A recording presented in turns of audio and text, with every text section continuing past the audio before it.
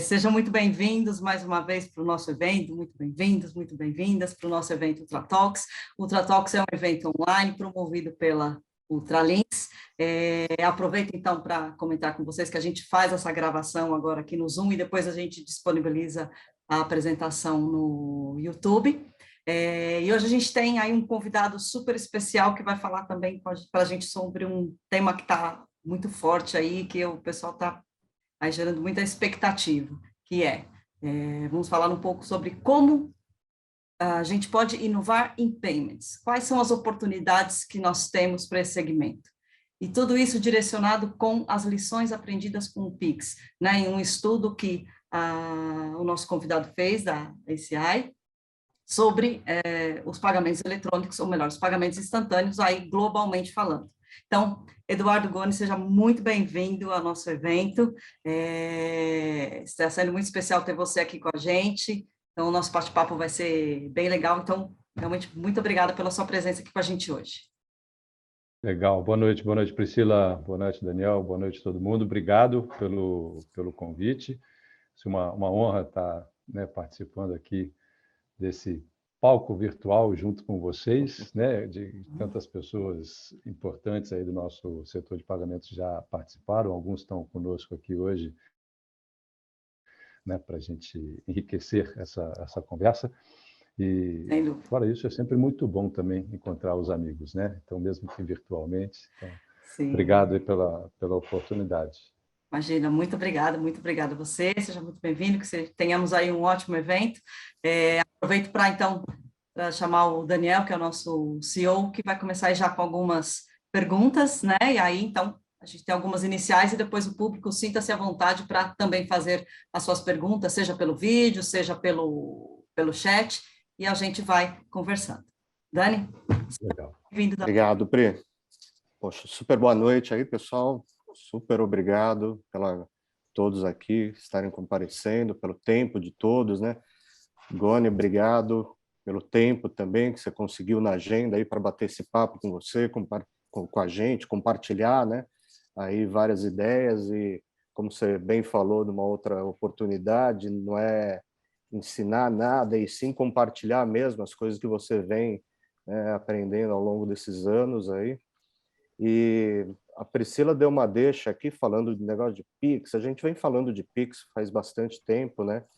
Há bastante tempo ela é parte aqui, integrante desses bate-papos aqui do UltraTalks, e eu vejo assim a comunidade, às vezes, de adquirentes, principalmente bandeiras, e algumas subadquirentes, às vezes preocupadas, né, que o Pix está tomando lugar de débito, ou de boleto, ou de outras coisas, e me veio à cabeça assim aquela máxima, né, de um evento financeiro que a gente sempre fala assim, quando tem um problema financeiro, que o dinheiro não some, ele só muda de mão.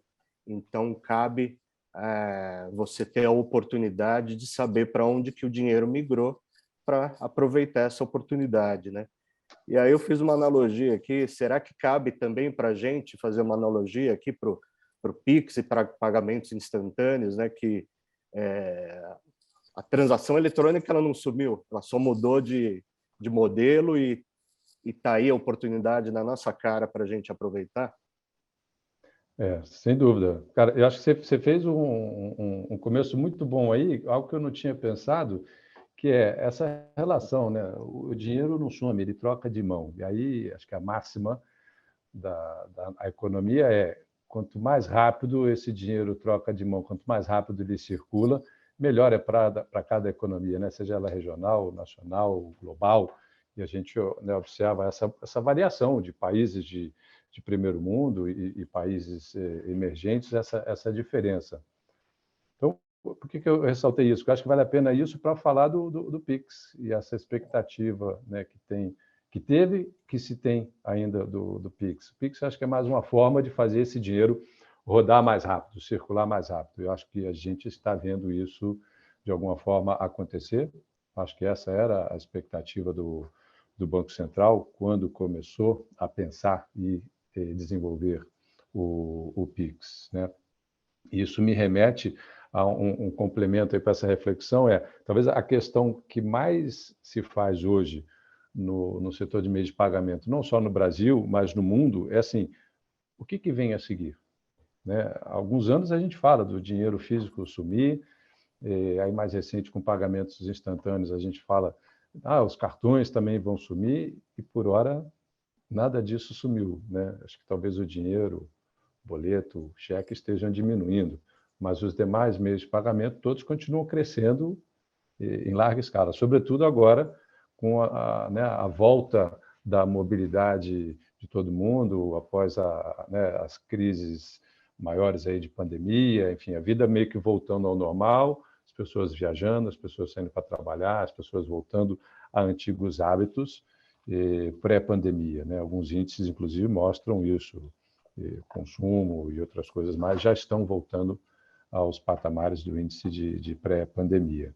E para complementar isso, assim, à medida que os consumidores vão experimentando novos meios de pagamento, sejam elas carteiras digitais, pagamentos em tempo real, criptomoedas, essas barreiras que a gente imaginava ou que se criavam estão caindo cada vez mais rápido. Então, o que a gente vê no final do dia é a mudança de hábito e a transformação cultural na forma de pagar, e não uma canibalização em si. Acho que como uma análise inicial, isso é bem rico para a gente fazer um mergulho mais profundo. Excelente. E você vê o que, assim, Goni, né, nessa trilha do Pix, nessas oportunidades que se abrem, né? Porque a gente vê, assim, igual você acabou de comentar, né? Não está canibalizando, a gente enxerga que está trazendo mais pagamentos eletrônicos, né? Seja lá o que for, para o negócio. A gente falou num último evento também alguma coisa de trilha, de Pix, de aproveitar dessas oportunidades, né? O que você enxerga também de pagamentos instantâneos, e até fazendo um pouco de analogia assim, com o que a gente vê mundo afora, né? A gente ficou muito deslumbrado ano passado, quando a brasileirada começou a ir para a China e ver o WeChat lá, tal, e a gente, nossa, que maravilha! E como que você faz essa analogia, assim, sabe, de novos pagamentos entrando nesse mercado? Legal. Acho que a gente ouve muito essas perguntas no dia a dia, né, de mercado, sobretudo de pessoas que querem entender um pouco mais sobre o negócio de meio de pagamento, porque acho que quem já está estabelecido tem algumas visões um pouco mais definidas sobre isso, né, sem o julgamento do certo e errado.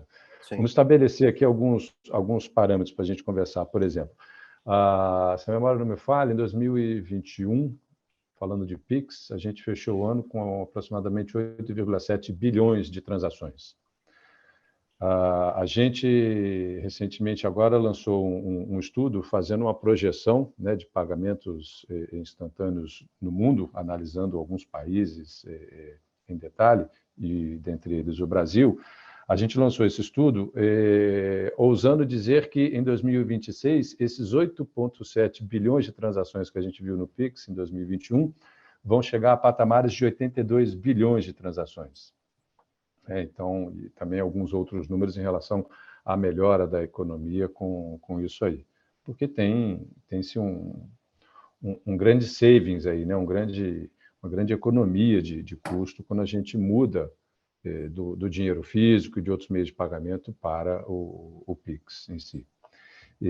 Então, assim, acho que tem muitas oportunidades, né? Oportunidades de oferecer produtos inovadores, oportunidades do próprio mercado, dos participantes desse mercado se transformarem, se adaptarem, para também não ficarem obsoletos, né? Então, assim, hoje não tem uma canibalização, mas se a gente não correr atrás, se a gente não se adaptar a essa nova realidade, continuar agregando valor na relação com clientes, com o comércio, com o portador, né, de cartão, como a gente chamava até então, mas assim, o cidadão que está ali fazendo sua compra, seu pagamento, se a gente não se adaptar a isso, aí realmente a gente vai ver, talvez não uma canibalização em si, mas uma obsolescência, né, de plataformas e de negócios, porque não se adaptaram em tempo, né?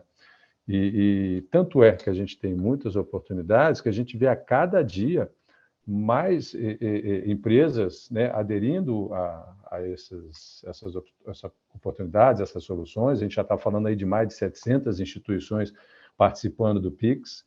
Se a gente olhar no mercado de meios de pagamento eletrônico mais tradicional, a gente já passou aí das 40 credenciadoras no mercado, a gente tem mais de 360 subcredenciadoras hoje no mercado. Meus números podem estar um pouquinho desatualizados, mas a ordem de grandeza é essa, e coisas como mais de 150, 160 carteiras digitais também.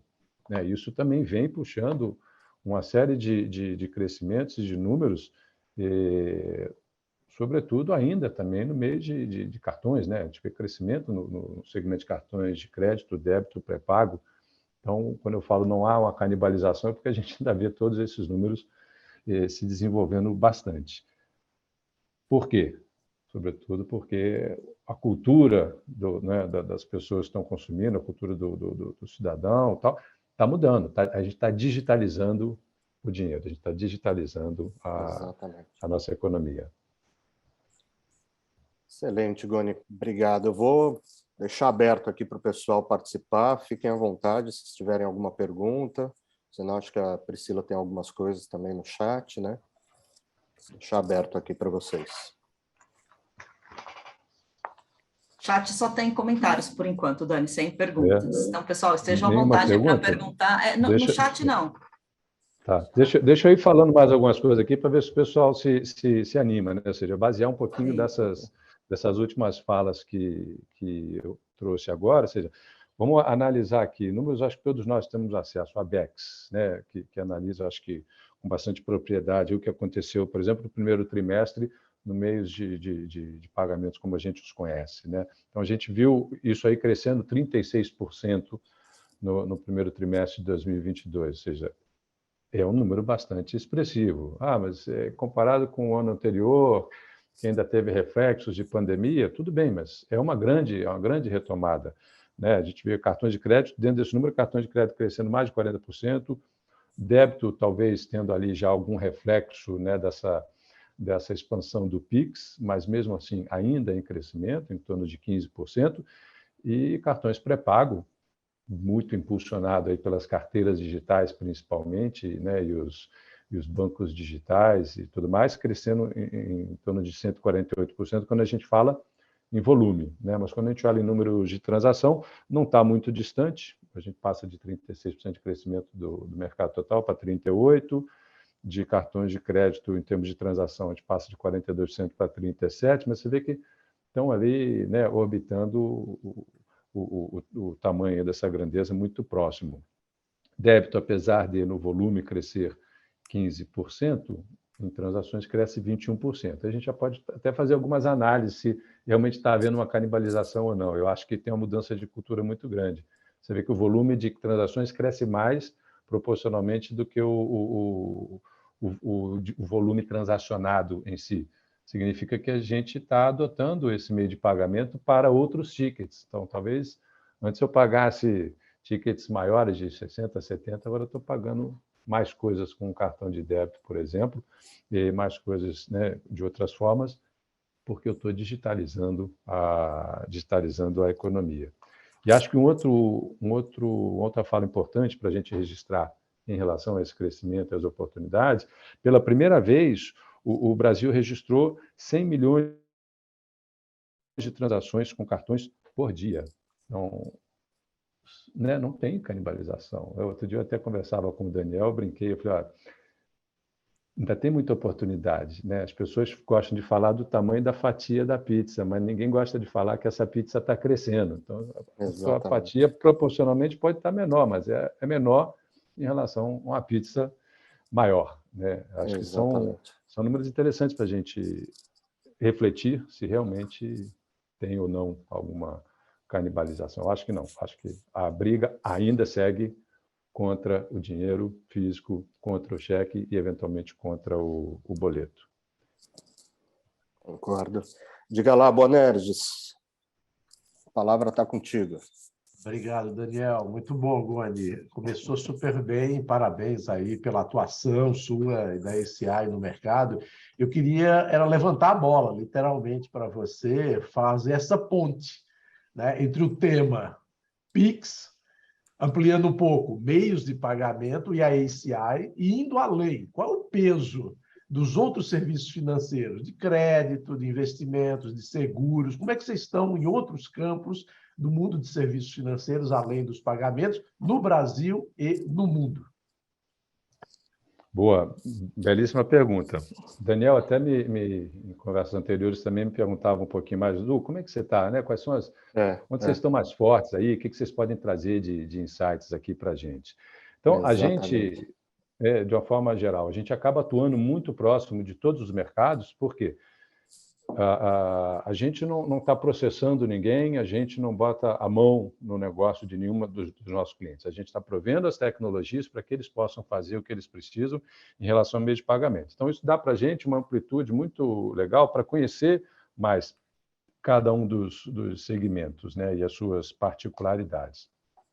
Isso tem nos levado, tem nos impulsionado muito fortemente para a questão dos pagamentos instantâneos, né? Hoje a gente está falando aqui do Pix, mas a ACI é muito forte em pagamentos instantâneos em outros continentes e outros países também, e alguns deles, inclusive, fazendo a estrutura central, ou seja, o que o Banco Central muito habilmente desenvolveu para o Brasil, em outros territórios, outros países, o Banco Central não se dispôs a fazer isso, então foi a mercado buscar soluções e a gente conseguiu prover, né, essas soluções da estrutura central do que seria o PIX de outros países.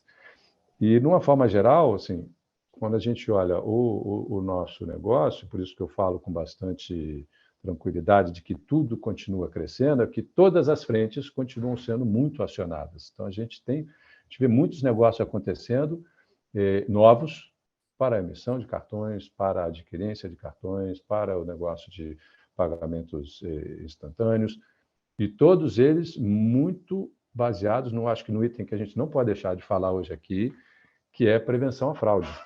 Por quê? Conforme a gente vai também digitalizando a economia, vai digitalizando os nossos hábitos, né, os criminosos também fazem a mesma coisa. Então, a gente tem que estar muito bem preparado para isso, né? Seja no Know Your Customer, seja na jornada do cliente, nessa análise, para a gente ter cada vez mais acuracidade na hora de aprovar uma transação, na hora de concluir todos esses pagamentos. E a gente vê muito isso crescendo também, né? Seja em tempo real, seja né, com machine learning, enfim, acho que tudo isso mostra esse grande crescimento. Embora a gente viva falando ainda em crise, né, não só no Brasil, acho que no mundo todo, talvez o mundo, até outros países estejam falando mais em crise do que a gente, mas eu acho que isso é situacional, né? Não quer dizer que a gente vai ter uma interferência grande no processo tecnológico, no processo meio de pagamento que a gente está vivendo. Não sei se eu consegui minimamente, né, responder e abordar um pouco do que você perguntou aí, Bonésio, por favor, fica à vontade. Ótimo, Goni. Obrigado. Depois a gente aprofunda alguns itens, mas ótima resposta. Obrigado. O Edson, acho que, né, Edson levantou as mãos, fique à vontade. O Goni, meu amigo e cliente, eu vou puxar você mais para o pé no chão aqui, se eu puder. Vamos lá. E provocá-lo um pouquinho. Se a gente sair um pouco das expectativas de uma visão, desta visão ampla, e voltar um pouquinho, só um pouquinho, não é voltar, é focar no setor de acquire. Perfeito. Se eu voltar no setor de acquire, óbvio, você não comentou, mas a gente sabe, a gente teve um avanço de concorrência enorme. Eu perdi a conta quantos são os acquirers hoje no Brasil, você deve saber esse número, melhor que a gente hoje. E você tem uma posição, você, ACI, tem uma posição interessante de certa independência, em que você conversa com todos eles, sempre procurando, porque são potenciais clientes.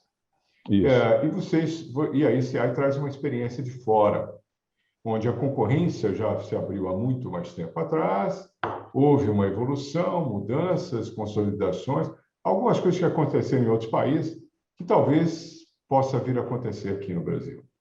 Então, aí a pergunta é, com base no que você já conhece dos seus clientes no Brasil e com base nessa concorrência enorme que a gente está tendo, e muito mais em função de um certo recuo do dinheiro de venture capital para esse mercado, você acredita que nós vamos ter algum tipo de consolidação? Essa é uma pergunta.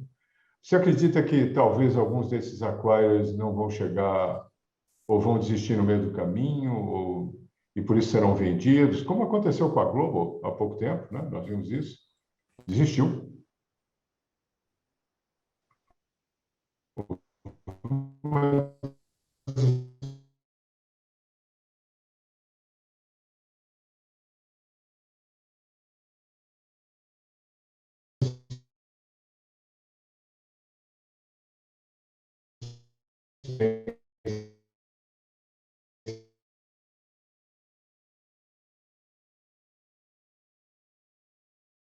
Global, e aí a gente tem uma riqueza.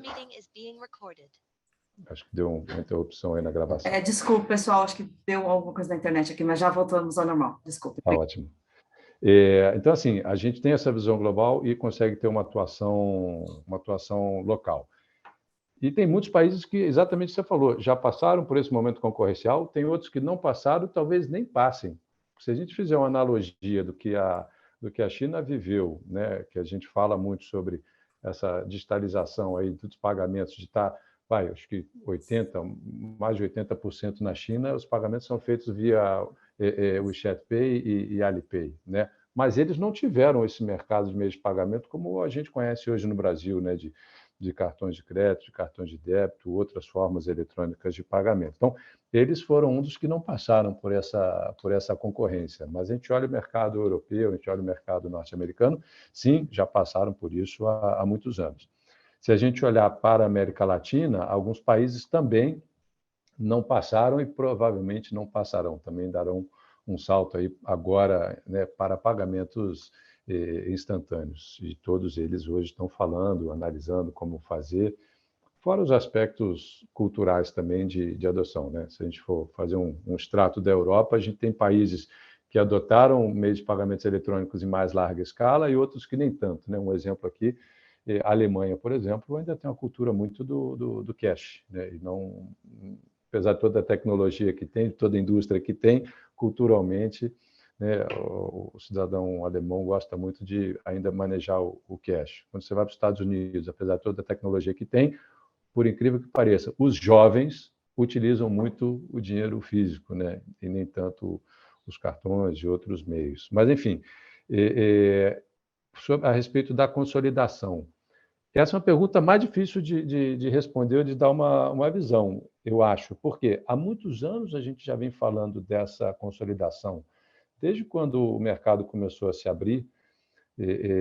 Não vou nem falar de 2010, quando começou o processo mais amplo da multiadquirência, mas de 2013 para cá, com a nova regulamentação do Banco Central, começaram a surgir uma série de empresas. Eu também, pelas empresas onde passei, recebia contato de pessoas querendo entrar nesse segmento. Eu falei, eu tenho dinheiro aqui, quero investir, vou fazer um adquirente, vou fazer um subadquirente. E quando você começava a falar o que precisava, como é que era, mais da metade desistia porque não tinha noção do que aconteceria e do que precisava para ser, né? Mas a gente mesmo assim viu um crescimento muito grande. Aí veio a pandemia. E aí todo mundo fala, agora na pandemia, todo mundo vai ficar dentro de casa, vai ter uma quebradeira geral. E a gente também não viu esse movimento de consolidação, nem tampouco de quebradeira. Acho que talvez 1 ou 2 casos ali, né, que chamaram um pouco mais a atenção, mas num universo de mais de 40 credenciadoras atualmente, mais de 350 subcredenciadoras, mais de 150 carteiras digitais, você não ter visto uma quebradeira em massa da forma como a gente passou essa pandemia, né, acho que fica cada vez mais difícil dizer se vai acontecer e quando que vai acontecer, mesmo com esse recuo, né, dos investimentos aí dos venture capitals e tudo mais. que talvez seja até pela passada crise, agora vamos ver o resultado, né? Teve muito crescimento com dinheiro injetado, mas e o bottom line ali, né? Como é que fica esse negócio? Em algum momento, acho que alguns casos sim vão acontecer, mas acho que tudo que a gente passou nos últimos anos, e aí, Edson, você também conhece bastante isso, me corrija se achar que eu estou falando alguma bobagem, se eu estou ficando em cima do muro, mas não estou em cima do muro, é que realmente acho que é uma pergunta difícil da gente responder hoje, se e quando que vai acontecer esse movimento de consolidação, dado que a gente está vendo essa migração, né, de outros meios de pagamento e todos os meios de pagamento eletrônico continuam crescendo por hora, né? Vai ter uma hora que talvez isso talvez tenha uma estagnação maior, uma maturidade maior. Aí talvez neste momento a gente consegue falar um pouco mais sobre isso. Quer ver? Eu estou até pegando aqui uma parte do nosso relatório que a gente também faz um pouco de previsão sobre isso, né? Se a gente olhar, por exemplo, transações, número de transações, número de 2021, número de transações que ocorreram em cash no Brasil, aproximadamente 65% das transações aconteceram em cash, 29, quase 30% aconteceram em meios eletrônicos de pagamento, e o Pix já foi responsável ali em volume de transação por aproximadamente 5%. Quando a gente projeta esse número de transações para 2026, que está lá no nosso relatório, a gente sai de 65% das transações realizadas em cash para 40%, 39,4%. A gente sai de 29,4%, né, em meios eletrônicos para 26%, ou seja, aí você começa a ver uma redução no total de pagamentos eletrônicos, excluídos os pagamentos instantâneos, ou seja, excluído o Pix no nosso caso. E a gente vê um salto do Pix de 5% para 34%. Então, talvez nesses 5 anos aí, até 2026, a gente já possa ter um pouco mais de elementos para responder essa pergunta da consolidação, né? Porque aí você vai ver que você vai ter uma maturidade maior desses números. Lembrando que tem aquela minha provocação, né? Ou seja, é uma fatia menor de uma pizza maior. Então, acho que por isso fica difícil a gente ser assertivo nesse tema.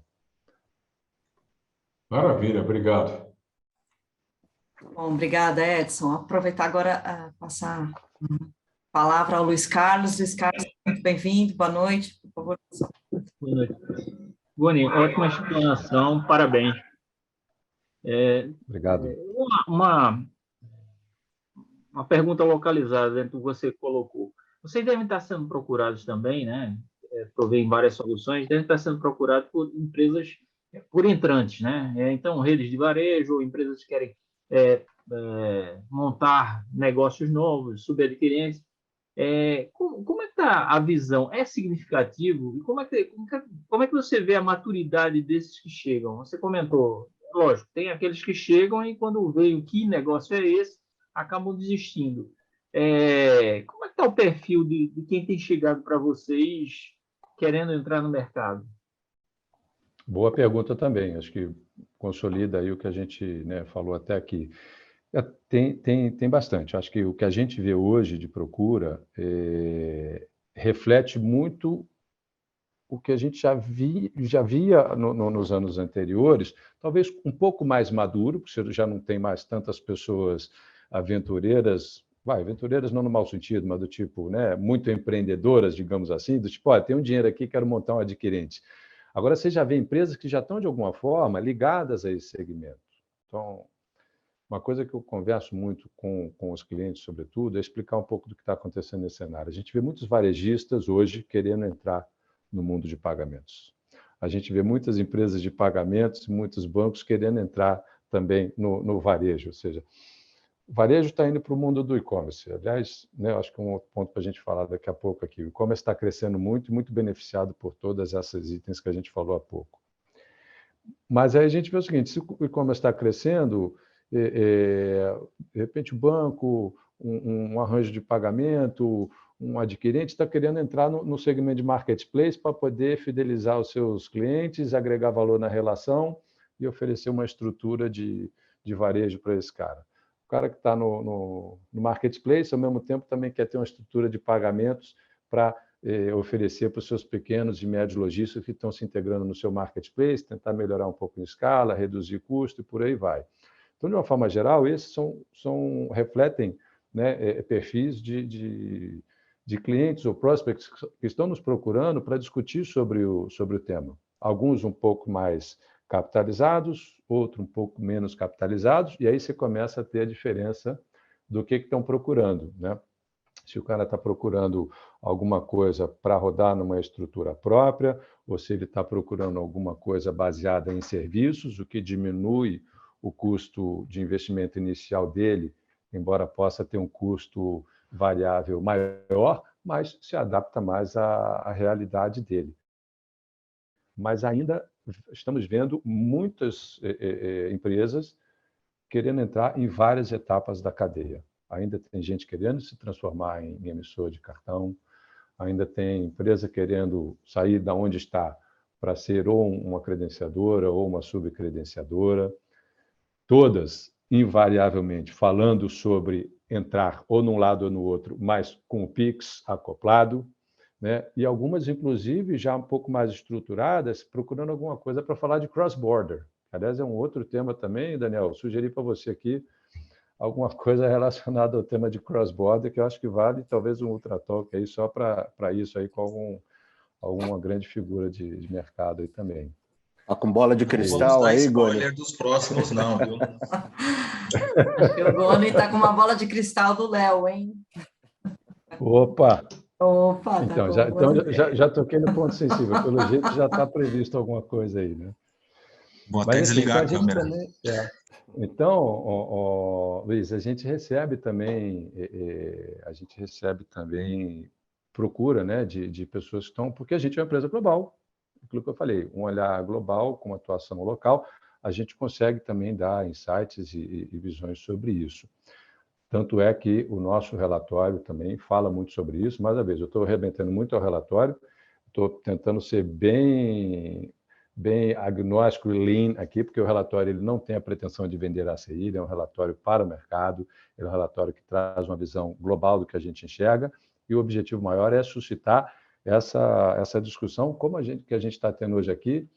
Eu tenho falado muito com o Daniel também sobre acho que é uma palavra muito boa, já conversei com o Edson também sobre isso, a tal da coopetição, né? Ou seja, a gente tem que se juntar, a gente ainda tem muito mercado para ganhar, todo mundo que está nesse sistema de meios de pagamento aí, seja Pix, seja cartões, sejam outros meios eletrônicos, carteiras digitais, ainda tem muita coisa para a gente crescer nesse sentido. Então, o objetivo maior nosso, né, com o relatório é isso. E aí eu estou tentando trazer alguns desses insights aqui para enriquecer a nossa conversa de hoje. Não sei se eu consegui responder a tua pergunta de forma adequada. Respondeu bem, deu uma visão boa. Mas, pelo que eu estou vendo, além de vender novos serviços, vocês também estão assumindo um papel, por vezes, de instrutor, né? Ensinando e dando consultoria a alguns entrantes sobre que diabo é isso desse mercado. É isso. Não, sem dúvida, porque assim, acho que tem uma responsabilidade muito grande de todos nós aí que já temos mais experiência nesse mercado, que temos, né, história para contar, e a gente quer um mercado saudável. Então, acho que nada mais rico do que você ajudar realmente as pessoas, primariamente compartilhando informação, dando essa consultoria para que a gente tenha negócios prósperos, né? Eu quero ver todas essas empresas crescendo, não quero nem ver esse mercado se consolidando, como o Edson perguntou ali. A gente sabe que esse é um risco, em algum momento isso pode acontecer, pela maturidade do mercado, do negócio, mas o bom é a gente ver tudo prosperar, ver a nossa economia crescer, e acho que se a gente pode fazer isso, né, por que não? Ok, obrigado. Um comentário que você fez, eu acho que no Brasil está se falando menos em crise porque é um assunto velho, né? Não tem mais graça. Outro dia, até uma questão assim, outro dia a gente falava com algumas pessoas dos Estados Unidos e abordando esse tema de crise, como é que vai e tal. A gente tem muitas conversas estratégicas sobre isso também, e uma das questões foi, poxa, agora os Estados Unidos está enfrentando algo desconhecido, que é uma inflação em patamares de 10%. Né? A gente aqui no Brasil, América Latina, já sabe bem o que é isso, mas e os Estados Unidos? Como vai lidar com isso? Acho que a gente não tem resposta para essa pergunta, não, mas é algo bem desconhecido para eles. Então, o pessoal está, né, agora, botar um medo neles, né? Tem algumas perguntas no chat aqui agora, vou iniciar, Edu. Vamos lá. Vamos lá. Então, uma pergunta do Fernando Covre. Fernando, muito obrigada pela sua pergunta. Então, vou ler aqui. Na ponta usuário, ele nos disse boa noite também, boa noite. Na ponta usuário, queria saber qual sua visão sobre Open Banking, Finance, carteiras digitais e iniciadores de pagamentos. As carteiras podem perder espaço para os iniciadores? Boa pergunta, complexa. Você quer que eu repita? Não sei se eu coloquei da melhor forma. De repente eu vou paralisar aqui e fingir que a internet travou. Não, brincadeira. Complexa. Vou começar da seguinte forma. Eu acho que muitas conversas e... Aliás, Fernando, obrigado pela pergunta. Fernando também um grande amigo aí do mercado, de longa data.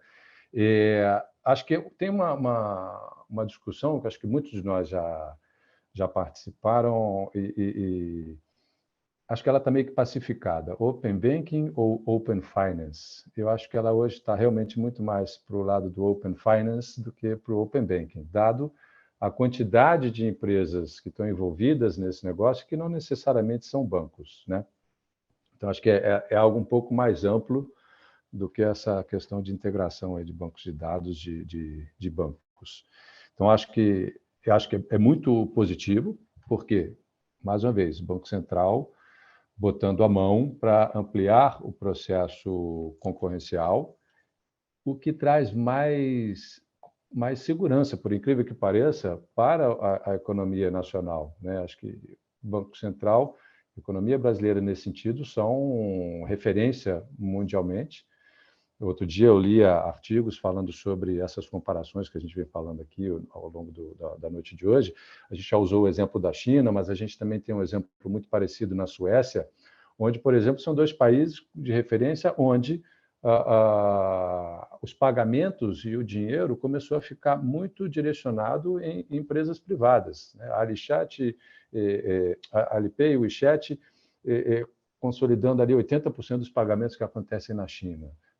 Na Suécia também, não vou lembrar agora o nome dos envolvidos, mas, enfim, também tinha uma concentração muito grande. E o que o Banco Central do Brasil vem tentando fazer é justamente ir nessa contramão, ou seja, vamos descentralizar, porque a probabilidade de acontecer um problema maior, né, com um player desse aí, né, o impacto é muito menor na economia brasileira do que se um player que domina 80%, 70% de pagamentos de um país quebra ou tem alguma ocorrência, algum problema. Então, nesse sentido, acho que o Open Finance, se quiserem manter o tema Open Banking, acho que é muito bem-vindo nesse sentido, porque amplia aí as possibilidades. Na nossa visão, como consumidor, né, ou seja, na ponta, como o Fernando perguntou, na ponta, como consumidor, acho que a gente ganha em melhores ofertas de serviços e redução de custos, seja de tarifa para acessar um crédito, seja de tarifa para acessar um serviço. E ele expandiu um pouquinho mais, ele não falou só de Open Finance, né? Ele fala das carteiras digitais também, né? Acho que as carteiras digitais fazem parte disso, dessa integração, ou seja, não sei, acho que talvez na linha das carteiras digitais a gente veja alguma coisa acontecer de consolidação mais cedo. Não tenho nenhum elemento estatístico nem científico para isso, acho que é muito mais conhecimento de mercado mesmo, mas também porque eles vão ter que lidar com um tema mais sensível, que é a parte de crédito, né, que a inadimplência, que acho que hoje no Brasil a gente tem uma inadimplência, né, que está um pouco controlada, se a gente já esteve em patamares piores, mas dentro da linha de participantes do mercado, talvez eles, assim como os bancos, né, sejam um pouco mais impactados em relação a isso. Mas a chegada de novos participantes, eu acho que ajuda bastante, principalmente na visão do consumidor. Tanto é que a gente está vendo esses números do crescimento da digitalização, né, dos pagamentos no Brasil e no mundo, em outros países também já bastante consolidados com isso. Não sei se eu consegui responder aí também, Fernando. Manda um joinha aí ou mais uma questão se eu tiver deixado de cobrir alguma coisa. Exato, ele está aqui no chat, então fica à vontade, Fernando, se você tiver algo mais a colocar. Bom, temos aqui uma outra pergunta do Luiz Bom Dia agora. Então, seja muito bem-vindo, Luiz. Vamos lá. Goni, na sua opinião, para quem está montando uma adquirente ou pretende montar, quanto tempo você acha que é necessário para subir uma operação? Fernando agradeceu a resposta. Obrigada, Fernando. Boa, beleza. Obrigado, Fernando. Obrigado, bom dia. Bom dia é suspeito aí para falar que... Bom dia está com a gente aqui. Mas acho que essa é uma boa pergunta. Pergunta chapa branca, hein? Não, acho que eu vou juntar isso. O fogo amigo, fogo amigo. Não, porque o Luiz tinha perguntado, né, o perfil dos clientes que têm procurado a gente, tal, para entender como é que está se comportando o mercado atualmente. Eu vou juntar com essa conversa que eu fiz ali para o Luiz, e depende muito, né? Ou seja, a gente tem que fatiar. Então, assim, tem o lado nosso aqui, o que a gente vai entregar em tempo, em termos de tecnologia, e enquanto que o cliente, o prospect, também vai estar preparado para dar seguimento nisso, porque a gente tem que lembrar que, sem querer, né, chover no molhado aqui, acho que a maior parte dos participantes talvez já tenham passado por isso ou conhecem bem o processo de montagem de um adquirente. Entre outras coisas, tem que ir lá pedir licença dos arranjos de pagamento para poder operar. Isso também tem um prazo, tem algumas tecnologias que eles disponibilizam para o participante, e a gente tem que conectar, né, o que a ACI e empresas de tecnologias vão prover com esse outro cronograma. Então, hoje, a gente senta na mesa com o cliente para falar para ele que a gente entrega para ele a tecnologia, para ele operacional, em 100 dias. Mas, a partir dali, o tempo que ele vai levar depende muito de quando que ele começou essa conversa com os arranjos de pagamento, né, de quanto tempo ele vai evoluir nos testes de homologação para botar esse negócio no ar.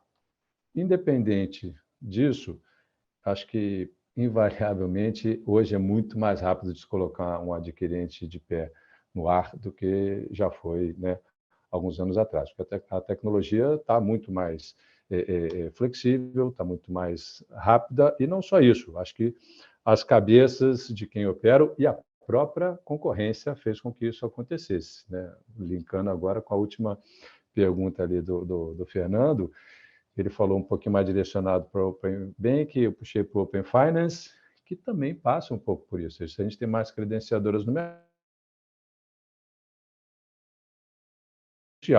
para, né, o sucesso desse negócio. Bom dia, não sei se eu consegui responder também dentro do que você esperava aí. Dá um sinal aí para a gente. Bom dia, pode pessoal. Vender que ele entrega em 100 dias. O negócio é você que não vende. Pois é, muito bem, muito bem. Bom, gente, então sigam com mais perguntas quem quiser. E eu lembrei aqui, Goni, de um comentário que a gente fez também na nossa conversa prévia, que foi sobre o real digital. Como isso, né, legal, ao mercado financeiro, e essa também foi uma pergunta feita por das pessoas que se inscreveram. Então, se você puder, por favor, comentar um pouco a respeito. Legal. Não, acho que é ótimo. Real digital. Banco Central hoje já, inclusive, se coloca como uma das referências em moedas digitais, né, de bancos centrais no mundo, os famosos CBDCs, né? Mas alguns aspectos a gente tem que olhar aí como diferenciação. O Banco Central está olhando isso,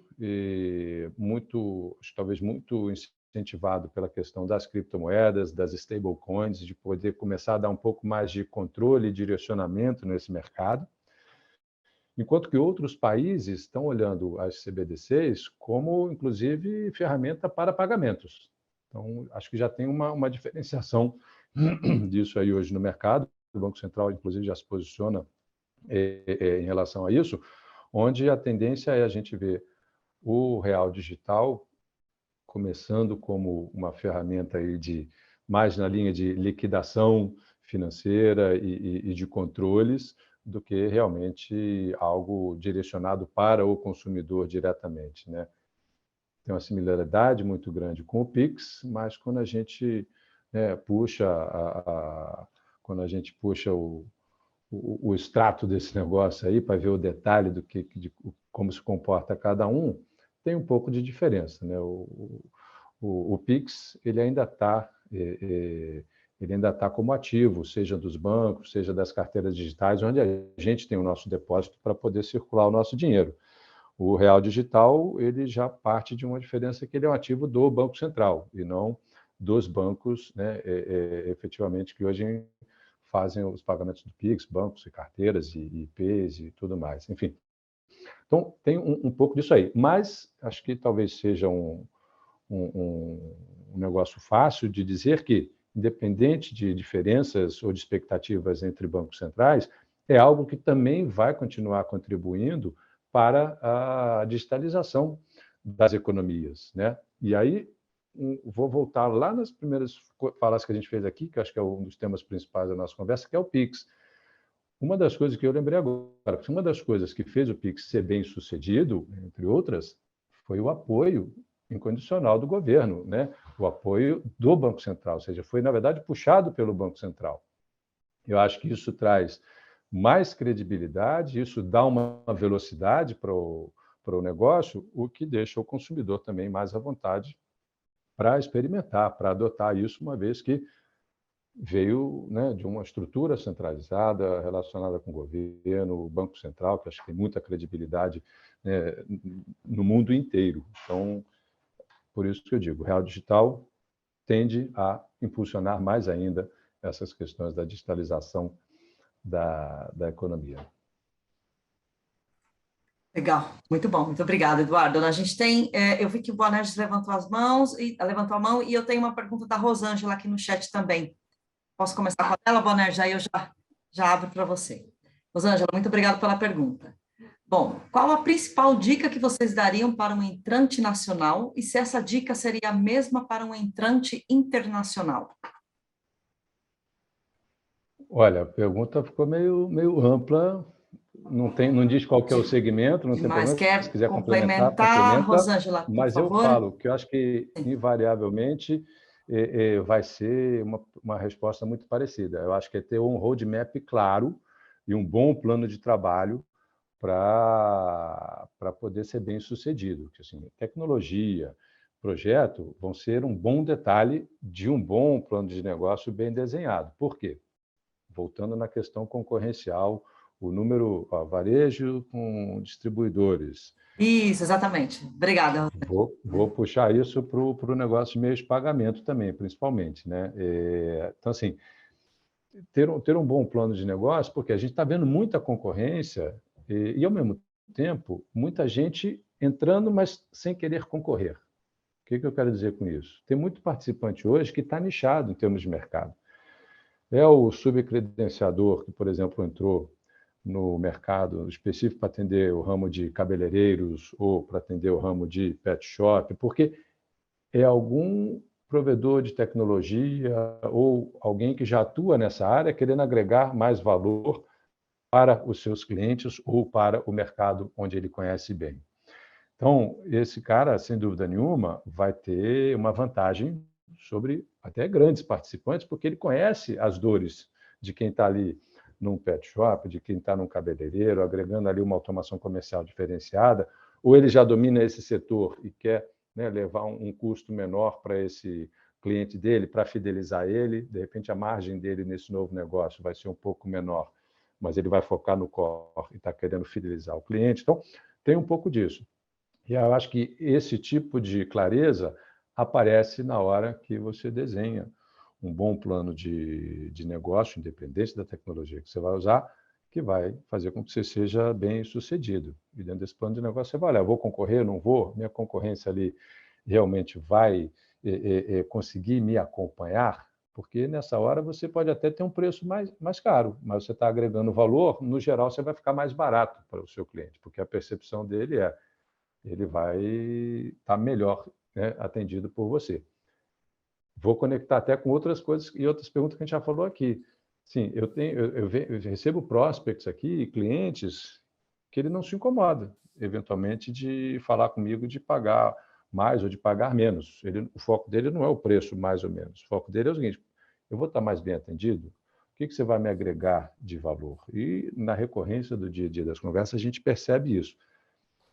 Então, né, o barato sai caro, né, que a gente já fala há muitos e muitos anos. Não estou falando que a gente não tem que ser barato, nem que tem que ser caro. Estou falando o seguinte: hoje a proposta está muito mais na visão de agregação de valor do que no custo efetivamente. Então, acho que um bom plano de negócio vai definir bem isso aí para que você seja bem sucedida, seja qual for o seu setor, quando você estiver entrando no meio de pagamento, seja para emitir cartão, seja para ser adquirente, seja para ser uma carteira digital. E acredito que esse seja o principal tema. Legal, muito bom. Eu vi que ela respondeu aqui, concordando e agradecendo. Obrigada a você, Rosângela. Eu que agradeço a pergunta. Fique à vontade. Obrigada. Goni, a ICI está de parabéns pelo que ela tem contribuído, aí, além da sua própria atividade, né, essencial, ela tem contribuído com o mercado com seus estudos, pesquisas, análises, que ela tem tornado público, né, trazendo números, referências, tendências, visões, etc. Mas agora chegou a hora de não levantar sua bola, não, assim, de dar uma provocada em você, assim, para ir além, tá? Sim. Por exemplo, os dados que a gente tem hoje disponíveis, né, de meios de pagamento, são muito parciais e incompletos e geram, inclusive, uma percepção distorcida da realidade. Eu estou fazendo uma afirmação, assim, mas eu não vou ficar descrevendo, não. Logo vou fazer uma pergunta para você. Exemplo, Pix, tem lá as informações que o Banco Central dado que é de pessoa ou de pessoa física, de pessoa jurídica ou de governo para esses mesmos, né, esses mesmos destinos. Mas isso é só um pedaço da história, porque por trás disso não tem o mais importante. Você sabe o tipo de pessoa, em princípio, e isso aí já tem distorção, porque você sabe que tem pequeno empreendedor que põe o chapéu de pessoa física. Então, o cara está fazendo o pagamento da empresa dele, mas ele é pessoa física. Enfim, e outras coisas, se a gente for aprofundar. Mas o que eu quero, onde eu quero chegar? Não tem aí a separação clara do que, de fato, é pagamento e, portanto, é ligado a consumo, seja consumo final de uma pessoa física, seja o consumo intermediário, que é o consumo entre empresas, ao longo da cadeia produtiva até chegar no consumidor final. Nem tem aí o que são transferências, porque transferências não necessariamente é consumo, o dinheiro sai de um lado e vai para outro, o que vai aplicar o dinheiro. Ou pode ser o pagamento de uma parcela de um empréstimo, ou pode ser... Então, enfim, não é pagamento, portanto, é outra coisa, outra categoria. Então, o que a ICI quer fazer ou pretende fazer, e nós aqui somos bastante competentes nisso, já posso te afirmar, para criar um arcabouço, criar um referencial de qualidade para medir isso no Brasil e ajudar o Brasil a não ficar só comemorando, achando que o Pix é uma maravilha, quando na realidade está tudo misturado ali dentro. A gente fez uma continha, meio de pagamento de pessoa física ali dentro é menos de 3%, para você ter ideia. Só para você ter ideia. Uhum. O que você acha disso? Como é que você vê essa possibilidade de a gente ter melhores dados, mais acurados, para poder decidir melhor e agir melhor? Sem dúvida. Boa pergunta, difícil, mas acho que essa resposta ela começa há muitos anos atrás. Você, como profundo conhecedor do mercado de meios de pagamento, vai concordar com a minha primeira afirmação, com certeza, que é: até hoje a gente não consegue, quando fala de cartão de crédito e débito, realmente segregar o que vem do PJ e o que é o pessoa física. É o famoso cartão empresarial, ou seja, eu usando meu cartão pessoa física para fazer pagamentos da minha empresa, botar gasolina no meu frota e aproveitar para completar a milha para poder viajar com a família no final do ano. Então, assim, isso até hoje, nos outros meios de pagamento, eles persistem, né? Então, aí eu acho que está muito ligado à questão de que conta isso está saindo, de que meio de pagamento, vou até me acelerar um pouquinho mais para o futuro, de que meio de pagamento está saindo esse Pix, porque A pretensão do Banco Central, entre outras coisas, lembrando no início da consulta pública lá em 2017, é fazer com que o Pix, inclusive, saia de um cartão para o outro, não só de uma conta corrente para outra, né? Então, assim, a gente vai progredir. E isso aí eu vou para o final da minha... apontar mais final da minha resposta, que eu acho que talvez a própria evolução do Pix comece a nos dar elementos para que não só a SA, mas como o mercado como um todo, comece a ter esta clareza maior de quem que está saindo, né, que pagamento está saindo da onde para onde. Talvez não com dados efetivos da transação, mas até dados comportamentais. Aí entra um pouco da questão da análise de Big Data, que talvez o Pix traga para a gente mais elementos de análise desse comportamento do que nos trouxeram os cartões até hoje. Porque o cartão a gente fica ainda muito ligado no é pessoa física, é pessoa jurídica, qual que é a variante desse cartão, qual que é o log da transação, e a gente não consegue ir além desse comportamento. Acho que o Pix vai trazer mais elementos para a gente poder fazer essa análise. Talvez não com a precisão que você brincou aí no início da sua provocação, mas com certeza com um pouco mais de acuracidade do que o que a gente já experimentou até hoje. Muito obrigado. Conte conosco nesse desafio. Opa, vamos juntos. Priscila, mais alguma? Voltei aqui, deixa eu ver se tem aí? alguma pergunta chat. Não? Alguém quer fazer alguma pergunta? Deixa eu ver aqui o meu de perguntas aqui para a gente ver. Falamos do Real Digital. Enquanto você olha aí, eu vou fazer uma pergunta para o Goni, me ocorreu agora. Vamos lá. Perfeito, Edson. Aproveitando o gancho do Bonetti. Você lida com diversos players no mercado que ainda estão totalmente focados nos trilhos dos cartões. E a gente tem um trilho novo, que é o Pix. E tem player tentando combinar as duas coisas.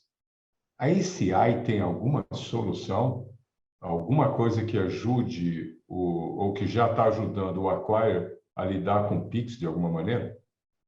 Veja, eu não acredito que o Acquire é necessário para lidar com o Pix, tá? Eu acho que eu pessoalmente acho que o Pix desintermedia todo mundo, mas muitos acquirers têm uma tendência de entregar um serviço mais elaborado para o estabelecimento comercial.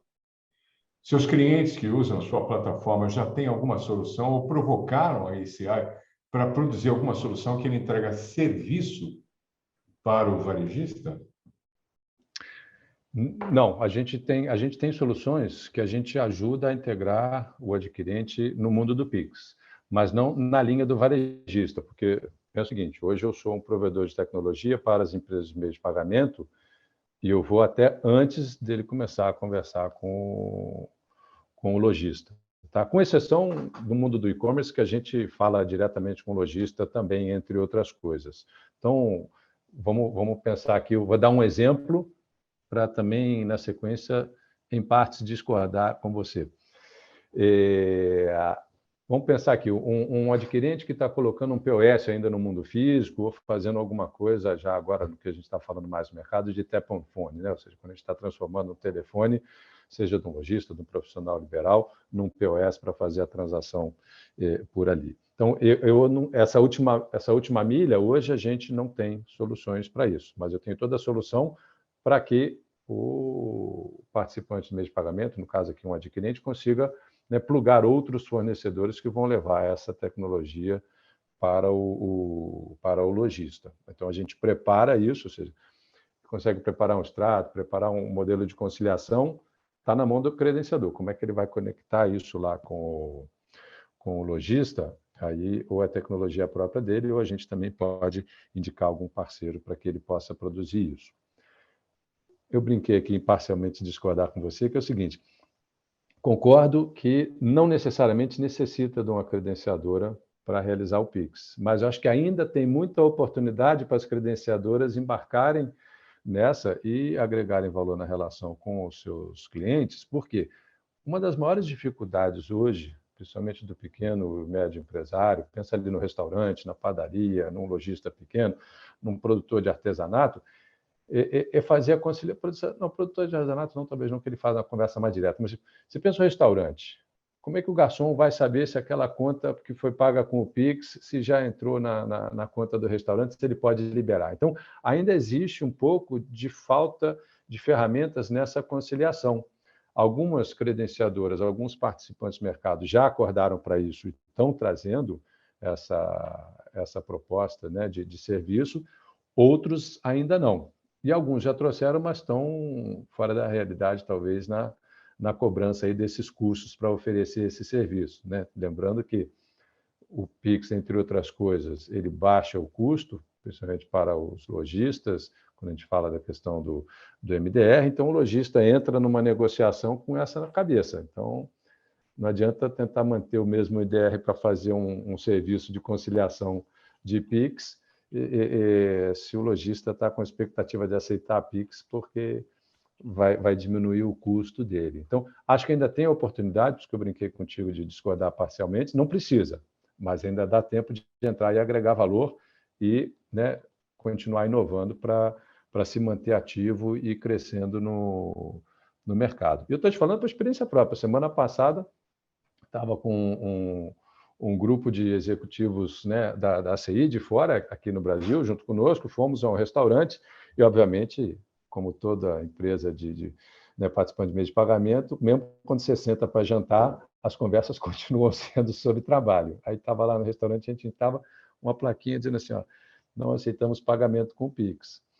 E a resposta foi o problema da conciliação, porque ainda estavam também negociando com a empresa da maquininha para ver se eles conseguiam ter esse serviço. Então, tem oportunidade. Então, eu acho que o Boanerges te provocou por esse lado também, porque para que haja o Pix, para que o Pix seja uma realidade no varejo, nós temos que resolver o problema do varejista. E o problema do varejista pode, talvez, ser resolvido com tecnologia, integrando a frente de caixa com o banco. E aí a pergunta é direta, você já tem no roadmap alguma solução para os seus clientes resolverem esse problema na ponta?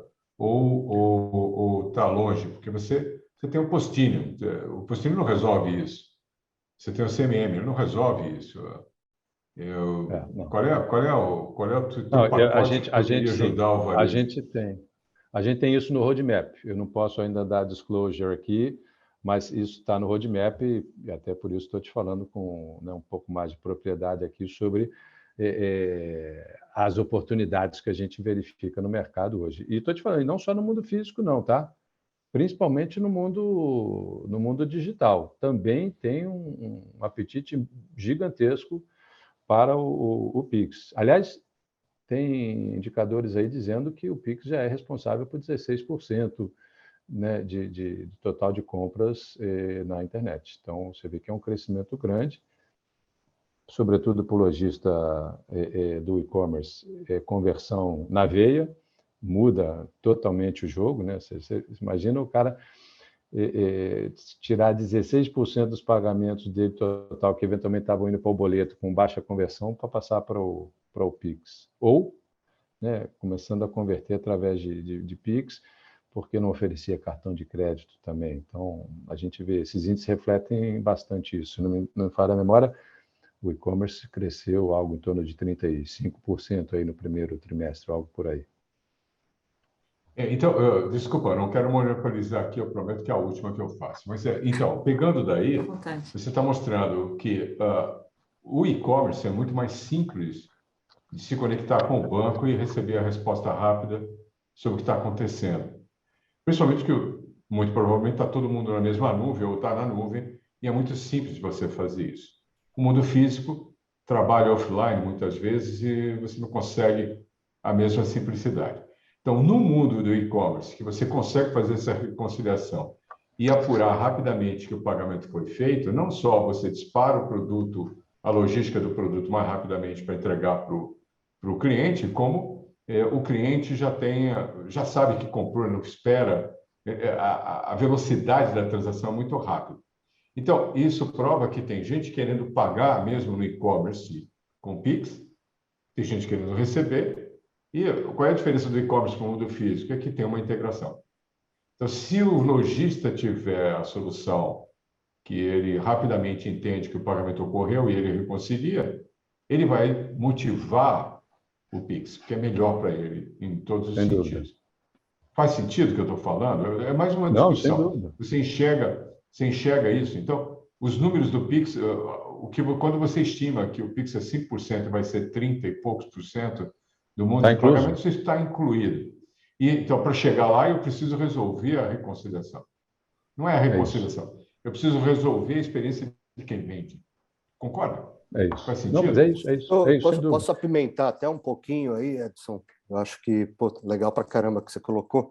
E talvez a demanda também do usuário, né? Porque ainda para mim é mais fácil chegar no varejo, dar um duplo clique no meu celular e pagar na maquininha ou sacar meu cartão e pagar rápido, né?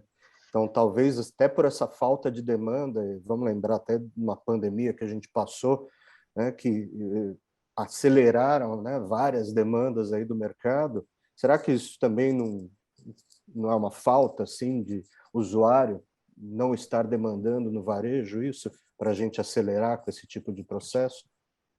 Daniel, foi uma coisa interessante. Desculpa até atropelar aí. É que a gente batizou isso aqui internamente de arrasto cultural. Então, você tem ainda em boa parte da população, né, dos usuários, eles não abrem mão de enfiar o cartão na máquina e digitar a senha. Então, o contactless, ele é legal, ele está sendo absorvido, mas tem aí uma parte de arrasto cultural que, se não fosse o evento da pandemia, talvez o contactless não tivesse também subisse aumentasse tanto a usabilidade, né? E não adianta você falar, eu acho que para uma senhora, para mim, eu vou falar, vou citar minha mãe nesse caso, né? Para fazer um Pix, ela não vai fazer, né? Ela gosta de colocar o cartão dentro da máquina e digitar a própria senha. Então, eu acho que está tudo na mão do usuário. Então, quando a gente fala em empoderar, a gente está empoderar carteiras, a gente, na verdade, está empoderando o usuário, porque a decisão é dele, no fim das contas, de como que ele vai fazer a transação dele. Desculpa. Eu concordo. Legal, eu concordo, obrigado. Fernandinho. Eu acho que isso aí faz parte das conexões dessa provocação aí do Edson junto com o Daniel. Eu vou puxar o fio ali de um dos comentários que o Boneses fez, onde ele até falou o seguinte, cara, nem tudo é pagamento, ou seja, alguns dessas transações que são de Pix são transferências, ou seja, aquele dinheiro que você ia pagar para o seu amigo, você ia transferir para a conta dele, você ia passar um cheque, você ia dar, né, o dinheiro para ele diretamente, você está fazendo via Pix. Isto é uma verdade.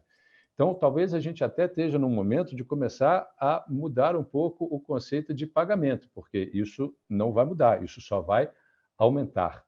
Então, é uma questão muito envolvida de que tipo de pagamento, de transferência está fazendo. Isso volta lá para o início da nossa conversa, onde não tem canibalização, é a pizza que está aumentando. A gente está mudando um pouco a divisão dessa pizza, mas todo mundo continua participando. E aí, voltando agora para essa questão que o Daniel até falou, né, do NFC, e o Fernandinho puxou, dá para colocar o cartão, digitar a senha, é muito isso mesmo, a experiência do usuário. Assim, eu ainda acho muito mais simples dar um duplo clique ali no meu celular e pagar uma conta por aproximação do que digitar alguma coisa para fazer o pagamento com o Pix. Mas sou eu, meu exemplo como usuário. O Fernandinho acabou de dar aí também um exemplo, né, da questão da inserção ainda do cartão e de digitar a senha com chip. Para basear esse item aqui, olha, pagamentos por aproximação cresceram 455%. Tudo bem que a tecnologia está escalando, o negócio está ficando realmente mais funcional. A gente está falando de 103 bilhões de reais, né, pagos aí nesse primeiro trimestre com aproximação. Então, 103 bilhões de um total de 758 bilhões, né, do total de meios eletrônicos de pagamento. Então, está tomando relevância, também está crescendo bastante. Eu acho que isso vai se refletir, a gente vai continuar ainda durante um bom tempo tendo essa multiplicidade de formas de pagamento. Sobretudo, concordando com o Fernando, pela experiência do usuário. Acho que o usuário, mais do que nunca, vai drivar como que esses negócios vão acontecer. Minha visão, minha opinião. Ok, muito bem. Eu agora tenho uma nova pergunta aqui do Luiz Citro, também. Muito obrigada, Luiz, pela participação e pela pergunta, que eu acho que, né, falando aí um pouco de usuário, eu acho que essa pergunta tem bastante a ver. Goni, com a sofisticação dos meios de pagamento, como fica a preocupação com as fraudes? Aí também tá ligada à experiência. É isso. Não, então, eu até mencionei que é algo que a gente não poderia deixar de falar hoje aqui. Obrigado, Chito, pela pergunta, porque, assim, a gente falou muito de oportunidade, os bancos, as fintechs, as carteiras digitais, as credenciadoras têm que estar, né, preparadas para esse novo momento, têm que se adaptar para continuar sendo relevante, mas também a gente tem que considerar que, no final das contas, tudo isso tem que estar, de alguma forma, ligado com a prevenção à fraude. A gente viu recentemente aí uma escalada, né, de casos envolvendo, né, a criminalidade com PIX, pagamento, né, transferência de pagamentos aí com sequestro relâmpago e tal. Conforme a tecnologia de pagamento escala, né, a outra tecnologia da violência também, infelizmente, escala. E a gente tem que caminhar junto, a gente tem que se preparar. Eu acho que toda essa jornada ela tem que ser monitorada, tem que ser prevista, e a gente tem que ir melhorando o aprendizado sobre isso. Então, aí entra muito de machine learning, principalmente aqui na CI a gente está chamando agora de incremental learning, ou seja, é a máquina aprendendo por si só. E aí você pensa o seguinte, a gente com um olhar global, podendo atuar localmente, podendo oferecer uma inteligência a mais, né, para esse negócio acontecer. Mas isso começa desde o onboarding do cliente, na plataforma que for, seja um banco, seja uma IP, seja uma fintech, seja uma carteira digital, qualquer nome que a gente der, qualquer seja a instituição que ele está entrando. Começa no onboarding dele, passando pelo processo de análise de consumo dele, para tentar identificar se ele eventualmente está em algum momento crítico, seja por questões de violência ou seja por questões de fraude mesmo, né? Então, a gente não pode deixar de incluir esse tema de fraude em nenhum dos temas que a gente mencionou hoje aqui, porque, mais uma vez, a gente está digitalizando a economia, está digitalizando o nosso hábito, a gente tem que digitalizar a nossa segurança igualmente, né? Não sei se eu consegui abordar aí da forma adequada, Citro, me manda aí um joinha ou complemento aí da pergunta. Nós temos aqui o Boanerges. Boanerges, por favor, fique à vontade para fazer sua pergunta. Luiz também, se eu só tiver ok. Goni, tem um segmento que é muito maior do que esse que a gente fala o tempo inteiro. A gente fala muito tempo e dá exemplo, porque é a nossa vida pessoal, porque é o mais sensível, tangível, perceptível, que é a experiência da pessoa física, né, como consumidor, sim, como usuário de serviços financeiros.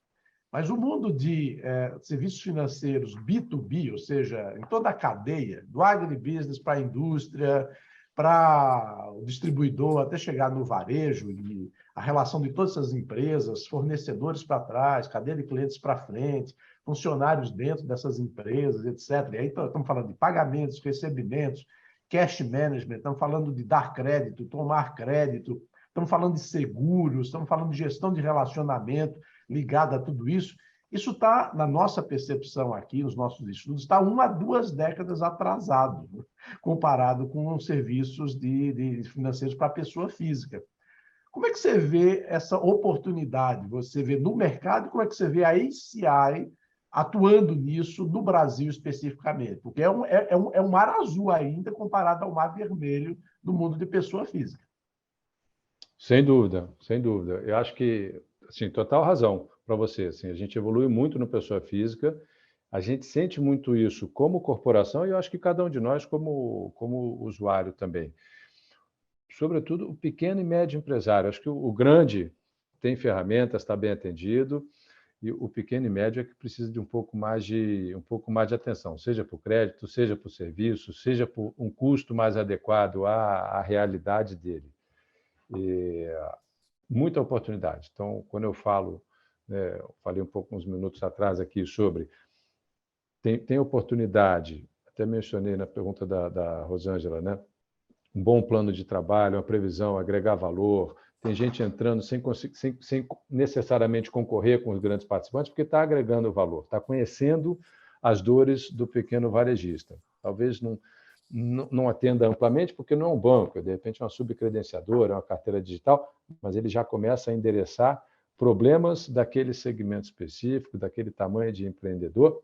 E assim, esse pequeno empreendedor não volta mais para um banco grande. Enquanto ele não tiver a necessidade que aquele novo fornecedor dele não atende, ele não volta mais. Eu podia citar aqui pelo menos uma meia dúzia, vou me poupar de fazer propaganda ou de citar nomes, mas assim, a gente já sabe que tem plataformas hoje aí que estão muito bem estabelecidas e bem-sucedidas nisso, oferecendo um nível de conta digital para um pequeno empreendedor, geração de boleto, conciliação, que ainda é uma dor muito grande para um pequeno empreendedor, que eventualmente ainda até nem tem educação empresarial o suficiente para trabalhar bem, né, o seu caixa, a sua conciliação, a sua contabilidade, ele compra um pacote bem estabelecido. O que a gente vê por aí é isso, são empresas, e algumas dessas a gente hoje está... Estão me ouvindo, não? O Boné está dizendo que não me ouve. Sim. Não, estou ouvindo bem. Está normal. O Boné ele está no mudo. O Boné está no mudo. Desculpa, voltei a ouvir. Eu fiquei um tempo sem ouvir, talvez por problema da minha internet. Obrigado. Então, bom, enfim, voltando só um pouquinho para você acompanhar, Boné. Então, a gente tem plataformas que hoje oferecem tudo isso para o cliente, a gente sabe, né, muito bem quem são, mas não tem essa atuação ampla ainda para abraçar o grande mundo dos pequenos empresários.